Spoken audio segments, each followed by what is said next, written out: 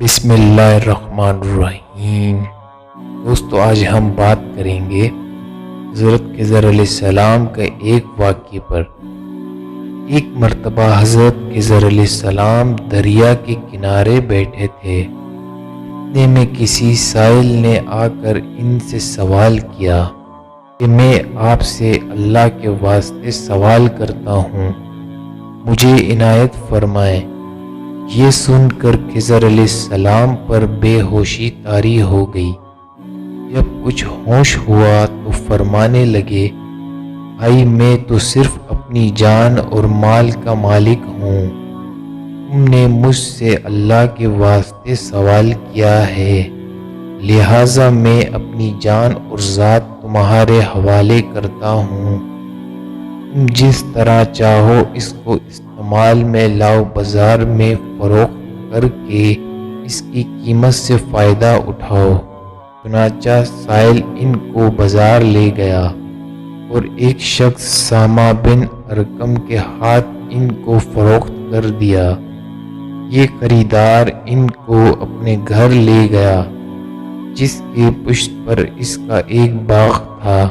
چنانچہ سامہ نے حضرت خضر علیہ السلام کو ایک دال دے کر کہا کہ اس سامنے والے پہاڑ جو 3 مربع میل رقبہ میں واقع تھا، مٹی کاٹ کاٹ کر باغ میں ڈالتے رہے۔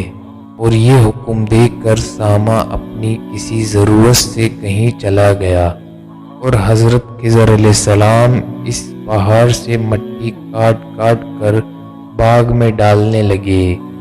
جب سامہ واپس آیا تو اس نے گھر والوں سے دریافت کیا، تم نے غلام کو کھانا بھی کھلایا یا نہیں؟ گھر والوں نے جواب دیا کہ ہمیں معلوم نہیں غلام کہاں ہے۔ یہ سن کر جب سامہ خود کھانا لے کر باغ میں آیا تو اس نے دیکھا کہ وہ غلام یعنی حضرت خضر علیہ السلام پہاڑ کی مٹی کاٹ کر ڈال چکے تھے اور اپنے کام سے فارغ ہو کر اپنے مولا حقیقی عبادت میں مصروف تھے۔ یہ دیکھ کر سامہ کو بڑا تعجب ہوا اور اس نے دریافت کیا، یہ تو بتائیں کہ آپ کون ہیں؟ یہ بات سن کر حضرت خضر علیہ السلام پر کچھ بے ہوشی سی طاری ہو گئی اور پھر افقہ ہونے پر انہوں نے فرمایا، بھائی میں خضر ہوں۔ جس کو سن کر سامہ کے ہوش اڑ گئے، تو نے یہ کیا کیا؟ ان کو غلام بنا کر ایسے کام پر لگایا، یہ تو انتہائی گستاخی ہوئی۔ پھر ہوش آنے پر سامہ نے توبہ کی اور پروردگار سے عذر خواہی کے ساتھ آزاد کر دیا اور جناب باری میں عرض کیا، مجھ سے اس کا مواخذہ نہ فرمائیں کیونکہ میں ان کو جانتا نہیں تھا۔ اس کے بعد خضر علیہ السلام نے دعا فرمائی اور سجدہ شکر بجا لائے کہ اے میرے پروردگار، میں تیرے ہی حق میں غلام بنا اور تیرے ہی حق میں آزاد ہوا، اس پر تیرا شکر گزار ہوں۔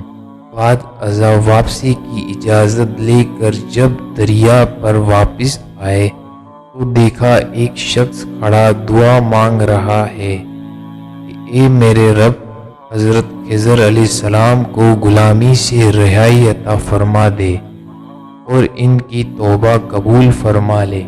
حضرت خضر علیہ السلام نے یہ دیکھ کر اس شخص سے دریافت کیا کہ آخر تو کون ہے؟ تو اس شخص نے بتایا کہ میں تو شاذون ہوں، آپ کون ہیں؟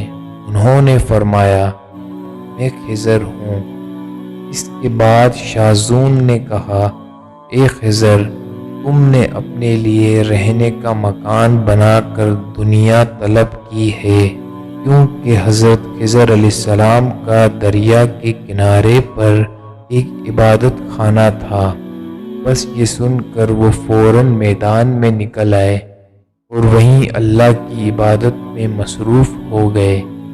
اس کے بعد حضرت خضر علیہ السلام نے اسی جگہ ایک درخت لگایا اور اس کے سائے میں عبادت شروع کی۔